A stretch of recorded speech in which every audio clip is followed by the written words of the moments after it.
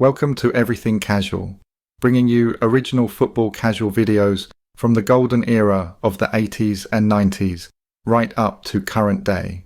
Football away day stories and historic clashes between football firms. Subscribe so you don't miss out. We upload videos every week. It was supposed to be just another Saturday in England. A lower division football match between Oldham Athletic and Stoke City. Two clubs with passionate support, a reputation for trouble, and a fixture that, on paper, should have come and gone with little attention outside the Football League. Instead, it became one of the most infamous afternoons in modern British football history. Within weeks, Oldham would descend into some of the worst civil disorder Britain had witnessed in years. Riot police would battle hundreds of young men through the streets. Petrol bombs would rain down. Entire neighbourhoods would become war zones, and the town would find itself at the centre of a national debate about race, policing, segregation, and extremism. But one question has never really gone away. Did the football match spark the riots, or was it simply the moment years of tension finally boiled over? To understand what happened that day, you have to understand the atmosphere that existed long before a football was kicked. Oldham in 2001 was a town divided in more ways than one. Like many former mill towns across the north of England, it had been hit hard by the decline of manufacturing. Jobs had disappeared, communities had become increasingly separated, and resentment had been building for years.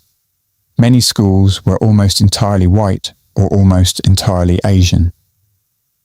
Different communities often lived alongside each other rather than together, with very little day-to-day interaction. Rumours travelled quickly, grievances lingered, and every incident risked becoming something much bigger. Both white and Asian residents felt they were being treated unfairly. White residents spoke about crime, changing neighbourhoods, and feeling ignored by the authorities. Many Asian residents described years of racist abuse, intimidation, and attacks that they believed received little attention. Distrust existed in every direction, and confidence in the authorities was wearing thin. Then, in April 2001, an attack on an elderly man transformed an already tense atmosphere into something far more volatile. 76-year-old Walter Chamberlain, a Second World War veteran, had been walking home after watching a local amateur rugby league match when he was assaulted and robbed by three youths. He suffered serious facial injuries, and photographs of his battered face appeared across local and national newspapers. One newspaper headline described him as having been beaten simply because he was white. Whether that was the motivation behind the attack became fiercely debated.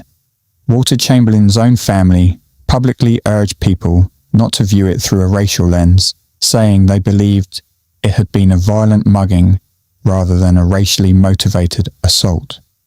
But by then, the story had taken on a life of its own.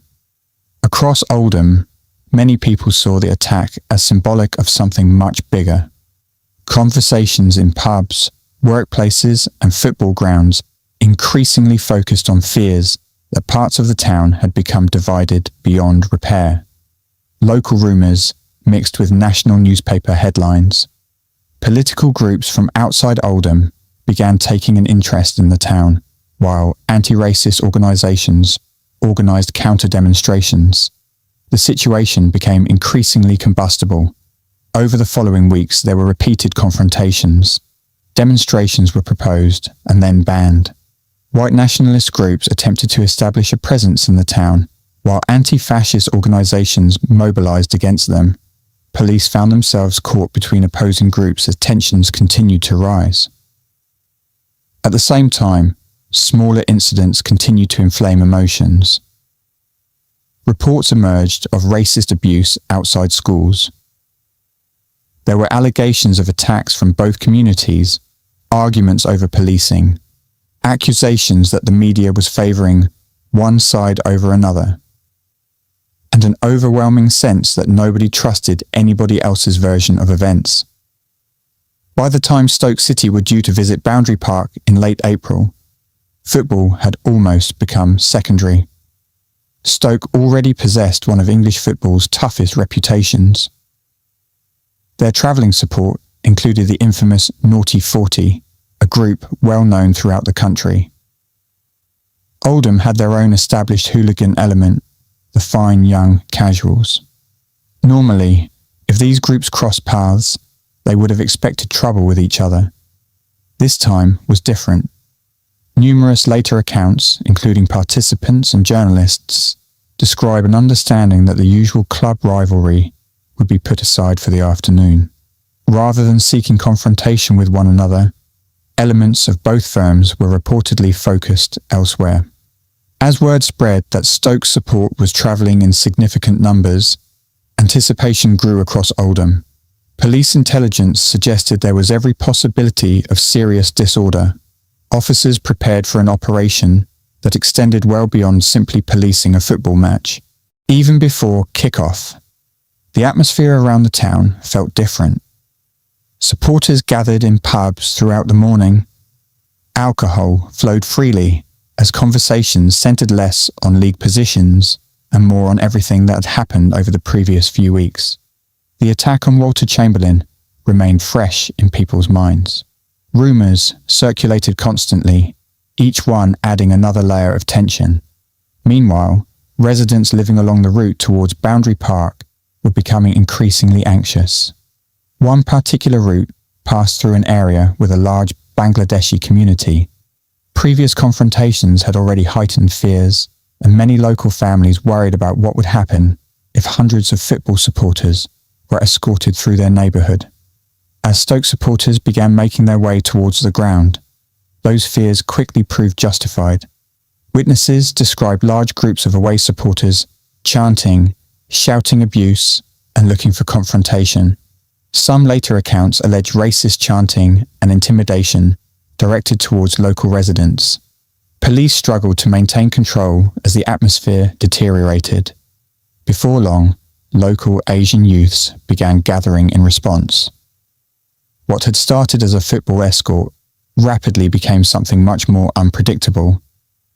Projectiles were thrown, police lines came under pressure, running confrontations developed through the surrounding streets as officers attempted to keep rival groups apart. Several leading members of Oldham's hooligan scene were arrested during the disorder, but their removal did little to calm the wider situation. Residents watched from behind curtains as crowds surged through residential streets. Some later recalled hearing windows smash, doors being kicked, and people running through the neighbourhood while police attempted to restore order.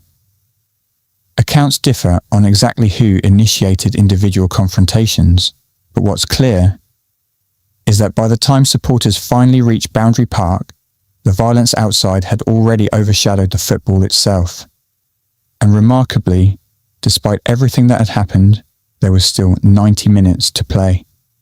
Inside the stadium, the mood remained hostile.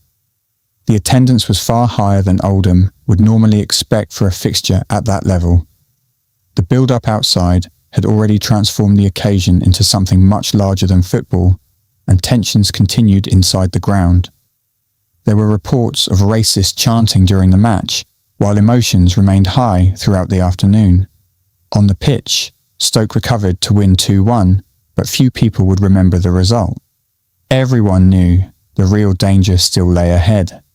As the final whistle approached, attention turned once again to the streets outside.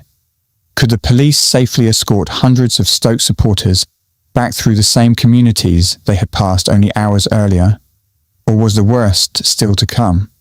If you were living in Oldham at the time, or you've spoken to people who were there, how do you remember the atmosphere leading into that day? Was the violence already inevitable before the football supporters even arrived? Or could events still have been prevented? The final whistle did nothing to ease the tension. If anything, it marked the beginning of the most dangerous part of the day. Inside Boundary Park, Stoke supporters celebrated a hard-fought 2-1 victory. On the surface, it was just another away win. But outside the stadium, officers already knew they had a far bigger problem on their hands. Intelligence throughout the afternoon had suggested that people from both communities were gathering once again. The confrontations before kick-off had settled nothing.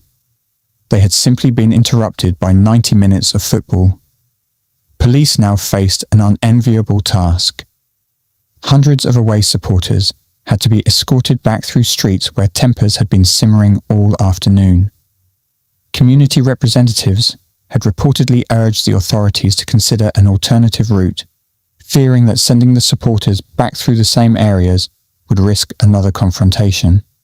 Whether a different plan would have changed anything remains impossible to know, but the decision was made to move the supporters under heavy police escort. As the procession left the stadium, mounted officers, police vans, and lines of constables attempted to keep order. Helicopters circled overhead while officers monitored side streets for any sign of trouble. The escort had barely begun before tensions returned. Groups of local youths gathered behind police lines, shouting towards the supporters. The supporters responded in kind. Insults flew across the cordons as officers struggled to keep the two sides apart. One moment they were trying to hold opposing groups apart. The next, they were fighting simply to maintain control of the streets. Television cameras captured scenes that would be broadcast across Britain: burning vehicles, shattered shop fronts, police shields illuminated by flames, lines of riot officers advancing under a barrage of missiles before being forced to fall back once again. Some officers later spoke of the intensity of the attacks, describing objects crashing around them from every direction. By midnight, large parts of Glodwick resembled a battlefield rather than a residential neighbourhood. Roads were blocked. Cars burned. Emergency services struggled to reach affected areas safely. For many watching across the country, the scenes came as a shock. But for many people living in Oldham, they were the culmination of months, if not years, of deteriorating community relations. The football match had not created those divisions. It had exposed them, and now they had erupted into full-scale disorder. The violence continued long after darkness had fallen. By now, the police were no longer dealing with isolated outbreaks of disorder. Entire sections of Oldham had become flashpoints, with officers constantly being redeployed as fresh incidents erupted across the town. Every time they regained control of one street, another confrontation broke out somewhere else. Glodwick had become the centre of the unrest. Groups of young men moved through the area, some carrying bricks, bottles, and improvised weapons. Fires burned in the roads, vehicles were abandoned where they had been attacked, and the sound of smashing glass echoed through the estate. Riot officers advanced cautiously behind shields, only to be met by a barrage of missiles that forced them backwards once again. Television crews, filming from behind police lines, captured scenes that many people associated with political unrest overseas rather than the town in Greater Manchester. Burning barricades, police vans damaged beyond use, officers retreating under sustained attacks. At various points, the streets appeared to be beyond anyone's control. Several officers were injured during the night. Police vehicles were damaged or destroyed, while businesses and homes suffered extensive damage. Fortunately, despite the scale of the violence and the use of petrol bombs, there were no fatalities. As dawn approached, the crowd slowly dispersed. The fires continued to smoulder, broken glass covered the roads, and exhausted officers surveyed the aftermath. For a few brief hours, an uneasy calm returned to Oldham. But the town had changed. The disorder made headlines across Britain. Newspapers attempted to explain what had happened, although their conclusions often differed dramatically. Some focused on football hooliganism. Others blamed organised far-right groups attempting to inflame racial tensions. Others highlighted years of segregation, deprivation, and failures by local authorities. Many residents felt the national media had oversimplified an incredibly complicated situation, reducing months of growing tension into a single dramatic headline. In reality, there was no single explanation. The assault on Walter Chamberlain had undoubtedly become a flashpoint. The football match between Oldham and Stoke had provided another.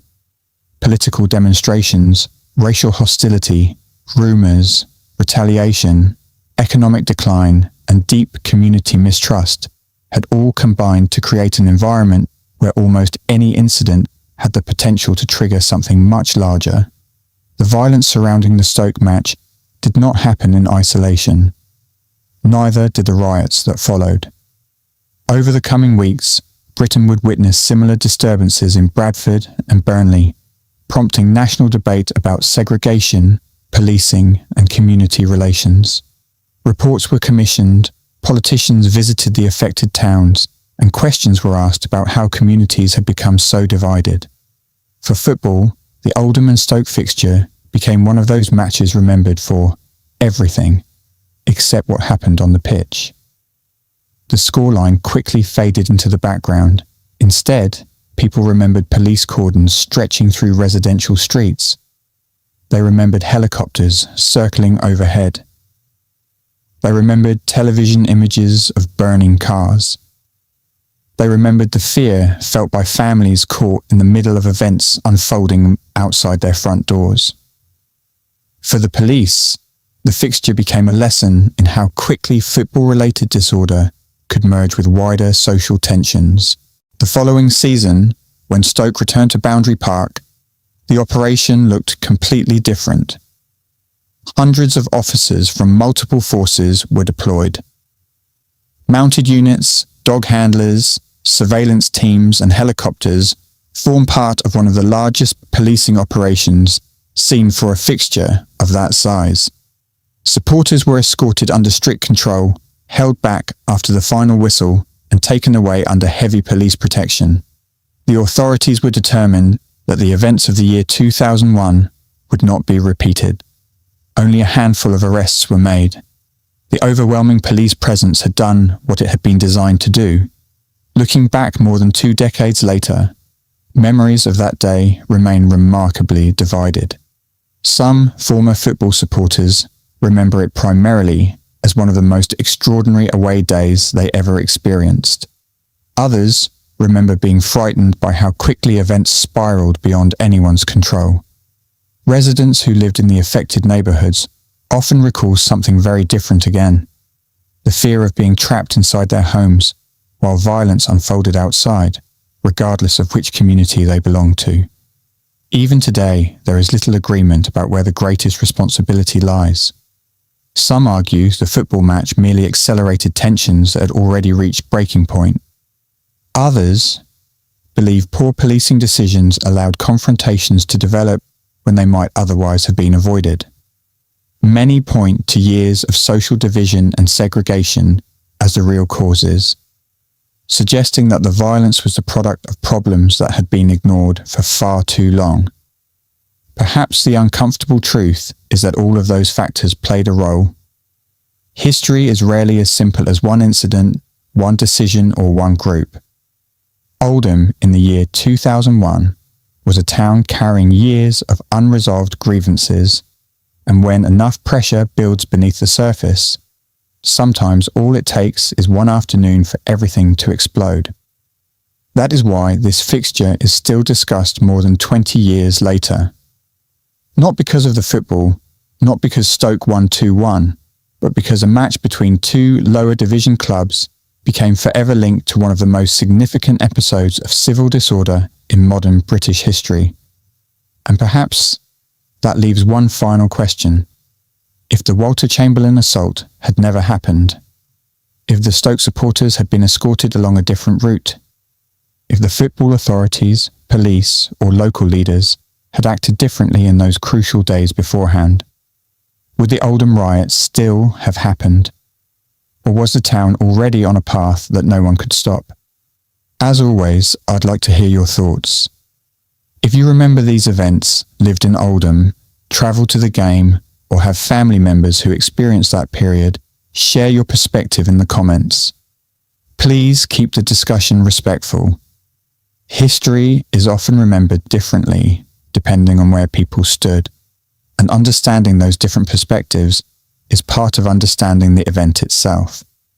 If you have a football casual story to tell, or crazy away day story, or would like us to make a video about a particular terrace top boy, then you can find us on Facebook. Just type in Everything Casual and our page will pop up.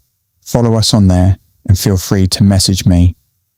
If you enjoyed this documentary and would like to see more deep dives into defining moments from football culture and British football history, don't forget to like the video, subscribe to the channel, and I'll see you in the next one.